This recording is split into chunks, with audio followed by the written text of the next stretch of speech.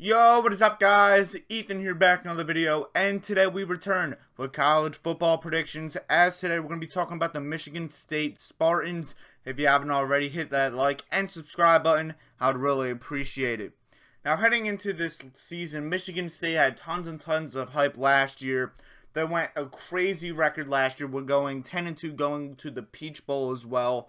They were led by running back Kenneth Walker III. Man was destroying teams out there. Main game in an amazing upset versus their rivals Michigan. But Kenneth Walker has gone to the NFL, and people have high question marks about this Michigan State offense. But people look at that defense and say, okay, you got a lot of returning production. This could be better. Personally, I think it's the other way around. I think this offense is getting very underrated. It's getting very underappreciated on. But this defense, based on the returning production, is getting a little overhyped in my opinion. Mel Tucker returns as head coach. He had a phenomenal year last year. Everyone says Tuck coming. We'll see if he's going to be doing that this season. But as we go to this offense, you have Peyton Thorne returning at quarterback. He's a very experienced quarterback, and I think he's going to do pretty good in this offense. This running back duo, though, like people are like, okay, Kenneth Walker's gone. This offense is going to be non-existent. That's not going to be the issue. Jarek Richard transfers in from Colorado.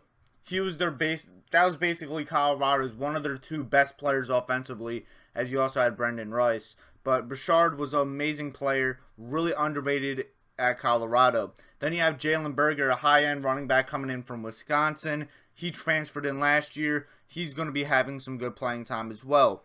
Michigan State's second-tier running back last year was Jordan Simmons. He also returns. And Elijah Collins, he had a big year a few years ago. Let's see if he can revitalize his career in his final season in Michigan State. So, overall, with the depth at the running back position, I don't think the running game is going to be the problem with this offense, and it's not going to be a main question point in my personal opinion. And all the Kenneth Walker leaving, Michigan State's going to suck. That's not going to be the case. This offense is going to be really good in the ground game upcoming this season. This wide receiver core is pretty good as well. You have a two-headed monster and Jaden Reed and Keon Coleman. Keon Coleman coming in as a true sophomore this upcoming season. He was pretty good last year. But Jaden Reed was your top receivers getter, as he had over 1,000 yards last year. He's only going to be better. I'm going to be very intrigued to see how Jaden Reed is going to be used in this offense. You have Trey Mosley returning, Montorie Foster and Christian Fitzpatrick all returning. This offense is going to be pretty good. Also at tight end, you have Daniel Barker transferring in from Illinois. And then behind him, you have Malik Carter. This offense is going to be really good. And I think it's just getting underappreciated just because Kenneth Walker led them last year. Now with this defense, everyone's saying this is going to be a much improved defense. They're going to be way better because of the returning production. And yes, that is true. But then at the same time, they had the worst passing defense in like all college football last year. Maybe it wasn't the worst, but it was definitely up there. Your main returning defensive player is probably going to be Xavier Henderson, as he returns for his senior year at that safety slot. You do have a true freshman in Jaden Mangham, who could also have a day one impact in this defense, but the secondary was really not that good last year. They will be improved, but how much improved will it really be to make a big impact? The linebacking core is probably the best part about this defense. Cal Haladay returns at that linebacker position. He had like 2 interceptions. He was all over the field last year for this Spartans defense. And then one of the most underrated transfers in all of college football last year, Jacoby Winman transfers in from UNLV. He was an absolute beast there, and I expect him to have a day one impact with the Spartans defense, and he's really going to be good. And then Darius Snow alongside him, so they're probably going to go intersecting at that middle linebacker position. Overall, offense is getting underrated. The defense is getting a tad overrated in my personal opinion. As we go into this schedule, the first half of the schedule is pretty easy. But then as you go down, man, oh man, it gets tough. First game, we're not going to waste your time. You will beat Western Michigan at home. Second game, we're not going to waste your time again. You will beat Akron at home. Then you have that Saturday night primetime game on ABC at Washington. And this is going to be a really fun game to watch in my opinion. Washington had one of the worst passing offenses last year in college football. I do think that will be improved under Kalen DeBoer. But I think this Michigan State defense, who was one of the worst passing defenses, they will be able to slow them down. And personally, I think Washington's just not going to be able to stop Michigan State's offense. Michigan State will go into Seattle and win. Next game, this is when the conference gets pretty tough. You host Minnesota. This is a 50-50 game. I think you know what I'm about to say. In these 50-50 games, I always lean towards the home team. Michigan State's at home. You will beat Minnesota at home. I'm a big fan of Minnesota this upcoming season. They can definitely make the Big Ten championship game, but Michigan State will win this game at home. Next game, you're going to have to go down to Maryland, and I have Maryland winning this game. This is going to be Michigan State's first loss of the season. Maryland has a great wide receiver duo in Raheem Jarrett and Dante Demas Jr., and I think with Michigan State's passing defense, even though they will be improved, it's still not going to be up to par to compete with wide receivers like those. I think Maryland's going to win this game, and that's going to be Spartans' first loss of the season. Next game, you host Ohio State, and after what we saw last year, what Ohio State has at returning at that wide receiver talent, this is going to be a Buckeyes victory.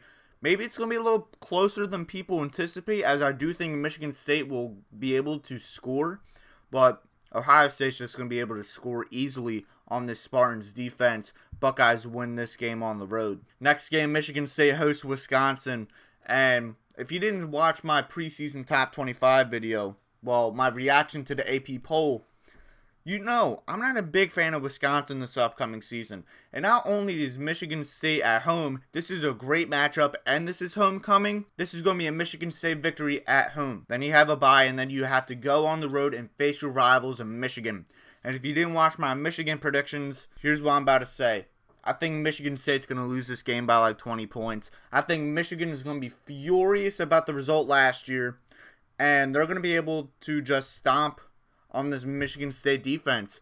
This offense, what they're getting back, is better. Yes, the defense is going to be a little bit worse, but I think this Michigan offense is going to be a lot better. Even though Josh Gaddis left, Michigan State will win this game. And now that I'm thinking about it, I just don't think it's going to be as much as I did say before in 20, but I do think overall Michigan State will win this game.